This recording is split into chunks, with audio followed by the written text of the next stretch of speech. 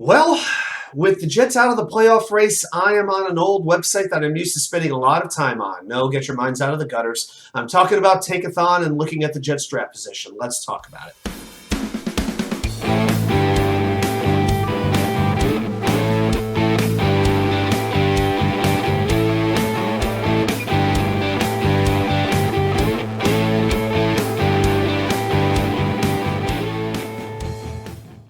Well, welcome back to New York Sports WickerMedia. I'm WickerMedia. Thank you, as always, for taking the time to watch these videos. If you're new here, please like and subscribe. If you're returning, please like. I appreciate your support very, very much. So with the Jets out of it now I'm starting to look at draft position, and I've been looking at a couple of things here. Looking at where the Jets could be in terms of their draft position floor, what the ceiling could be. I've looked at the schedule for Week 18, and I wanted to take a look at what games mean the most to the Jets draft position. So we're going to talk about that right now. Now, let's talk about how the draft standings work. So the non-playoff teams get picks 1 through 18. So based off that criteria, we know right away the Jets will pick no lower than 18th in the first round. The team with the worst record picks first, of course. The playoff teams get picks 19 through 32. Now, the tiebreakers go strength of schedule, division tiebreakers, conference tiebreakers, and then a bunch of other things, finally culminating with a coin toss. But strength of schedule pretty much always does the job. So we're going to look at the standings. We're going to look at these teams' strength of schedules, and we're going to look at the schedule and figure out what our rooting interests are on Sunday. If your focus, of course, because I know this is a debatable point, is draft position. Personally, I don't care about knocking the Miami Dolphins out of the playoffs. I honestly would rather see them in than the New England Patriots at this point. So I really don't care. All right, so if we look at the hardest strength of schedules in the NFL up to this point, I'm going to look at the top 5 teams. So the hardest strength of schedule with the .566 was the Chicago Bears. So the woeful Bears played the hardest schedule in the league this season. Number 2 is the Miami Dolphins, .541. Number 3 is Washington, .540. Detroit is number 4, .535. And coming in at number 5 are the New York Jets, .532. What that means is if they finish tied with other teams in terms of record, there's a good chance that the Jets are going to be at the bottom of that list because they've had a very hard strength of schedule. If you have an easy strength of schedule, you go to the top of the board. Okay, so it's advantageous to have an easy strength of schedule. All right, so now that we got that out of the way, let's look at the standings. Now we're going to look at the 6 and 10 teams, and I'm going to go all the way to the 8 and 8 teams since the Jets are 7 and 9. All right, so there are 3 teams currently at 6 and 10. You've got the Atlanta Falcons. They would be in the 7th spot right now. They have a .470 strength of schedule. You have the Vegas Raiders currently in the 8th spot. .471, and you have the Carolina Panthers number 9 with a .474 strength of schedule.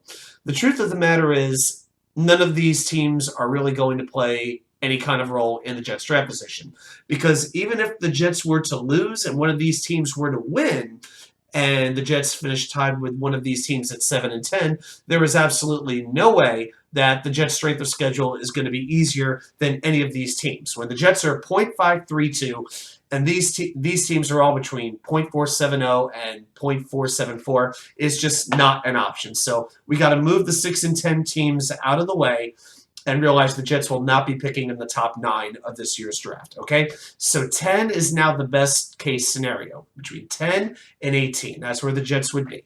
Okay. Now, there are 4, 7, and 9 teams in the NFL right now.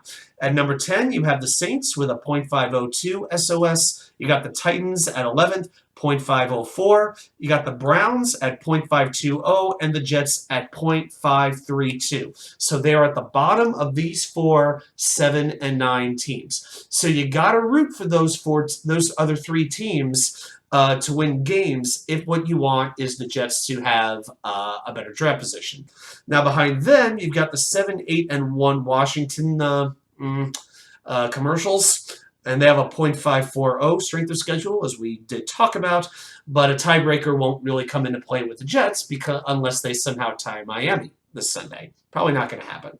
And then at 8-8, you got a bunch of teams. You got the Steelers, the Packers, the Lions, the Dolphins, the Seahawks, the Jaguars, the Buccaneers, and the Patriots. The Buccaneers are not part of this exercise because they've already clinched their division.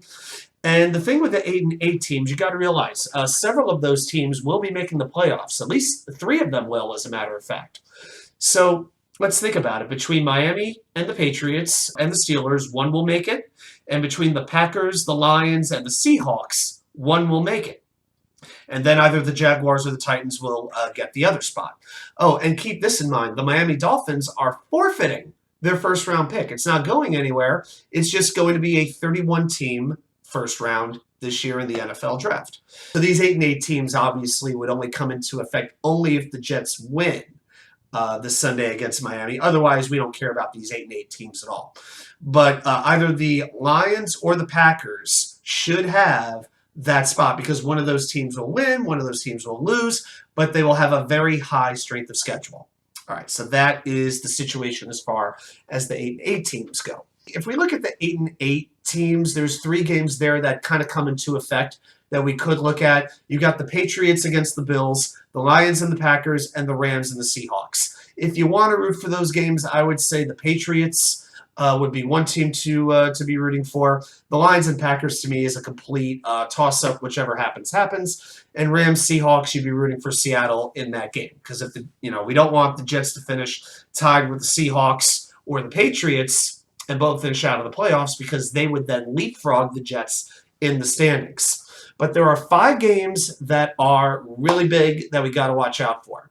Now, the first one is obviously Jets-Dolphins. And even though it hurts to root against the Jets, if we're worried about the draft position, now if that happens, the Jets are going to be, at worst, 13th. All right, they're going to be anywhere between 10 and 13 if they win this, if they lose this game on Sunday against Miami. Now, the next game we're going to look at is Panthers at Saints. Now, the Saints' first-round pick will be going to Philadelphia. And I'll tell you what, the way the Saints played against the Eagles, got to give them a lot of credit. This is not a team that's giving up just yet. And now that the Panthers are done, after losing that game, of course, they did to Tampa Bay, and the Saints are at home, this might be a game that the Saints could win. And if that happens, the Jets could possibly move past New Orleans in the draft standings. Very interesting.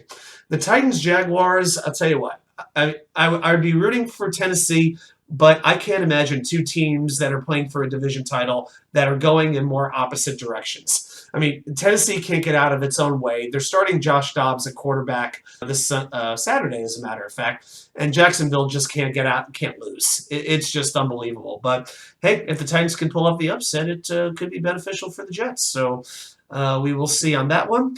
Then you've got the Cleveland Browns. Their pick, of course, goes to Houston as part of the Deshaun Watson trade.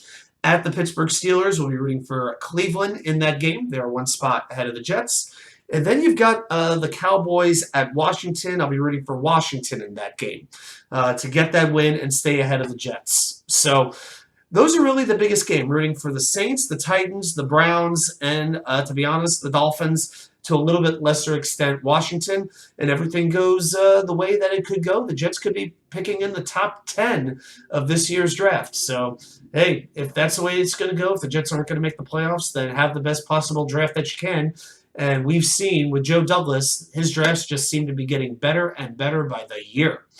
It'll be a little bit harder to have picks in the middle of the in the middle of the first round as opposed to early in the first round. But I do have confidence in this GM and the scouting staff that they can get those picks right. So that is the breakdown of the rooting guide to Week 18 for Jets fans as far as draft position goes. So let me know your thoughts. What do you think about the Jets draft position? Are you rooting for the Jets this Sunday to beat Miami? Do you want to play spoiler? Or at this point, is it all beaten out of you and are you just rooting for the best draft position possible? Thanks so much for watching. I'll see you back here with more content from you know where, the Wicker Chair.